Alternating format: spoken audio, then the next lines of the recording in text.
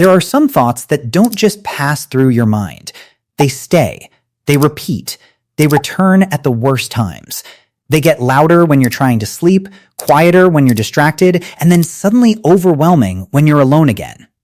Almost everyone knows what it feels like to get stuck in a thought, a memory, a fear, a conversation, a possibility, a mistake, a version of the future that hasn't happened yet. And the strangest part is that even when you know a thought isn't helping you, that doesn't mean you can stop thinking it. Because the human mind doesn't just think. It loops. Sometimes those loops are protective. Sometimes they're persuasive. Sometimes they're cruel. And sometimes they feel so normal that you don't even realize you're trapped inside them. So in this video, we're going through 8 thought loops people fall into all the time, and why they can feel so hard to escape. The first is rumination. Rumination is what happens when your mind keeps replaying something painful, unresolved, or emotionally charged, usually not to solve it, but to circle it.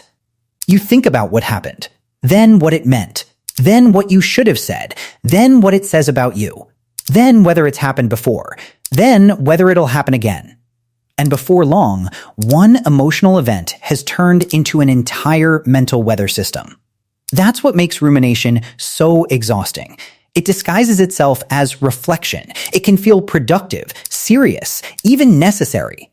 Like if you think about it long enough, you'll finally get clarity. But usually, rumination doesn't move forward. It just deepens the groove. You don't feel like you're processing the pain. You feel like the pain is processing you. And because the mind often returns to what feels unfinished, rumination can make one moment feel much bigger, heavier, and more permanent than it really is. Then there's catastrophizing. This is when your mind takes uncertainty and immediately builds the worst possible future out of it. A text goes unanswered, and suddenly something is wrong. You make one mistake, and suddenly you've ruined everything. A small symptom appears, and your brain starts writing a dramatic story before reality has even spoken yet. Catastrophizing doesn't just imagine bad outcomes. It races toward them. It treats possibility like probability. And what makes it so powerful is that it often feels like preparation, like you're being realistic, like you're staying one step ahead by mentally rehearsing disaster. But that's the trap. Because catastrophizing gives fear the tone of logic. It makes panic sound responsible. And once your mind starts treating every unknown as a potential collapse, even ordinary life can start to feel unstable. You're no longer reacting to what is. You're reacting to everything your fear says could happen. Then there's the loop of overanalyzing conversations. Almost everyone has done this. You leave an interaction, and instead of moving on, your mind starts replaying it from different angles. That joke, that pause, that facial expression, that one sentence you wish you had phrased differently. Did they notice? Did it sound weird? Did I say too much? Not enough? Did they mean something by that? Did I? And suddenly, a 2-minute moment becomes a 30-minute investigation. What makes this thought loop so sticky is that social uncertainty is hard for the brain to leave alone. Humans are deeply wired for connection, approval, and belonging. So when something feels even slightly off in a social exchange, the mind often keeps picking at it. Not because it enjoys it, but because it wants reassurance. The problem is, reassurance rarely comes from replaying the same scene over and over. Usually, the more you analyze it, the more unnatural it starts to feel. And eventually, you're no longer remembering the conversation. You're interacting with your own anxiety about it. Then there's intrusive thoughts. These are the thoughts that seem to appear out of nowhere. Unwanted, disturbing, sometimes violent, embarrassing, taboo, or deeply out of character. And because they feel so wrong, people often panic when they have them. They think, why would I think that? What does that say about me? What if it means something? But intrusive thoughts are disturbing not because they reveal your true desires, but often because they clash so strongly with them. That's why they feel intrusive. They don't arrive like a decision. They arrive like an interruption.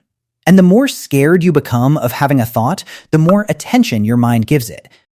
which means the thought can start coming back again and again, not because you want it, but because your brain has tagged it as emotionally important.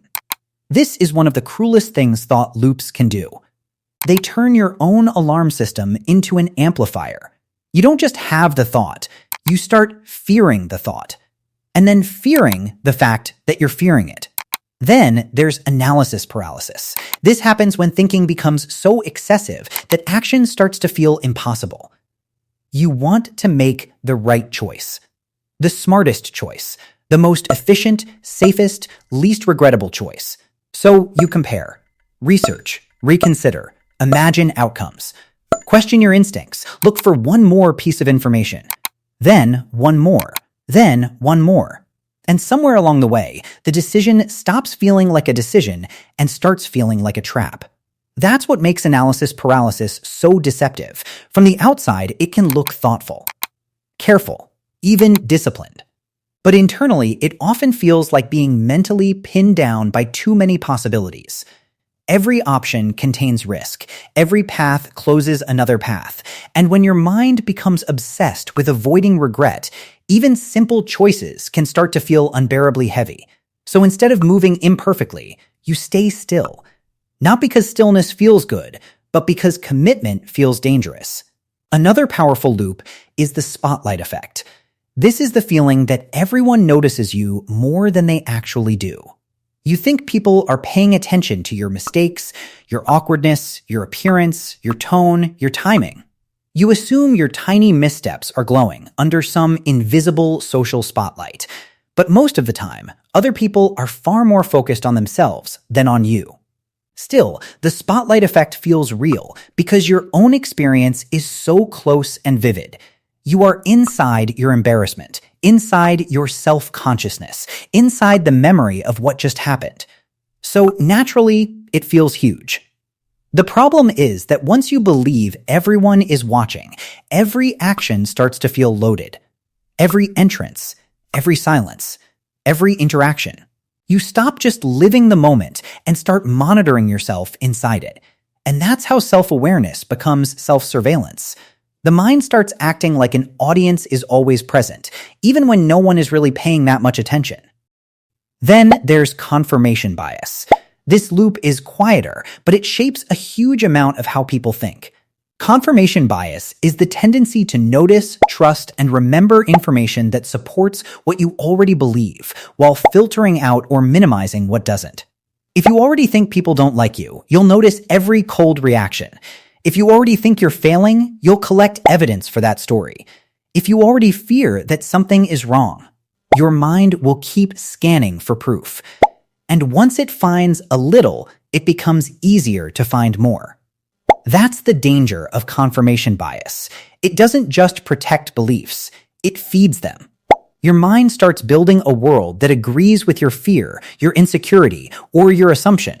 Not because that world is fully true, but because your attention keeps selecting that version of reality. In that way, thought loops don't just repeat thoughts, they reinforce identities. And the longer a belief keeps getting fed, the more natural it starts to feel, even if it began as a distortion. And finally, there's the replay loop of embarrassment and regret. This is the thought loop that shows up late at night, the one that brings back something awkward, painful, or humiliating from years ago with bizarre clarity. A sentence, a moment, a mistake, a look on someone's face, something small that everyone else probably forgot, but your mind somehow preserved like evidence. What makes this loop so intense is that embarrassment has a special kind of emotional stickiness. It doesn't just hurt, it marks.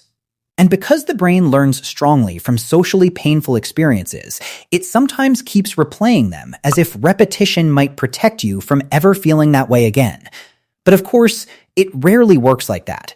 Usually the memory doesn't come back to help. It comes back to sting. And sometimes the real pain isn't even the old moment itself. It's the version of you inside it. The younger you. The less aware you. The person who didn't know better yet. That's why regret loops can feel so personal. You're not just remembering what happened, you're confronting who you were when it happened. Thought loops can feel intelligent, protective, necessary, sometimes even truthful. But not every repeated thought is insight. Not every mental habit is wisdom. And not every thought that returns is trying to help you. Sometimes the mind repeats things because they feel unfinished. Sometimes because they feel threatening. Sometimes because they triggered shame, fear, uncertainty, or longing strongly enough to leave a mark. And once a thought starts looping, it can begin to feel like reality itself. But a repeated thought is still just a thought, even when it arrives with emotion, even when it sounds convincing, even when it knows exactly where to hurt you. Maybe that's one of the most important things to remember about the mind. It doesn't only create clarity, it also creates echoes. And sometimes understanding the loop doesn't make it disappear immediately, but it does help you stop mistaking it for the whole truth. Thank you for your interest, and check out my other videos also.